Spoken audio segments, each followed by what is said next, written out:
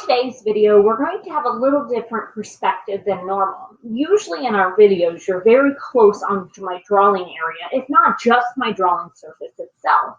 So often when I'm drawing, you might see me in a similar setting to this. Nice sturdy table, I've got my pencil, I've got good lighting to see what I can do.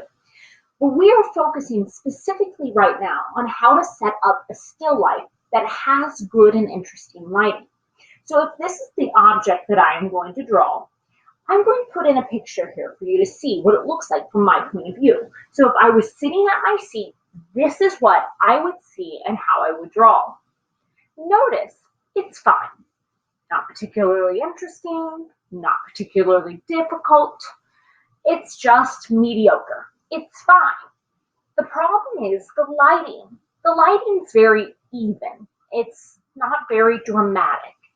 And the best still lifes often have dramatic lighting.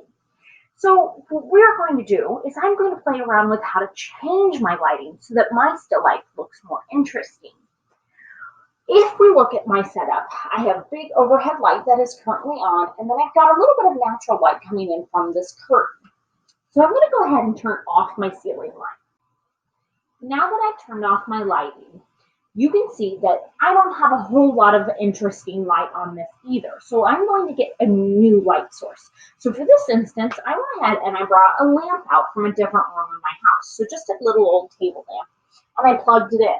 I'm now going to play around with, if I turn this on, how can I create something that has a more dramatic or interesting shadow and highlights on the actual object? I'm not going to be drawing this in, but I do need it close by. I might play around with, do I want it further away from the object or closer to the object?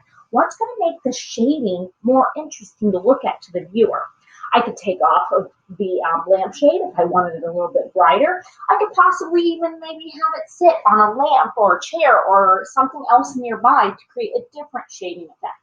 So what I'm going to do is just play around with where I want it and how I want it. And then I'm going to use that for my new drawing. So this will be my new light source. Check out this image. See how much more interesting this image is? It has far more things that the viewer is going to be interested in looking at. Great highlights, dramatic shading on a different side, the cast shadow. It's going to be a little bit more interesting for me as the artist to draw it as well. I don't think I'll be nearly as bored as if it all just had a bland lighting across it. These are all things you need to consider when you set up your still life.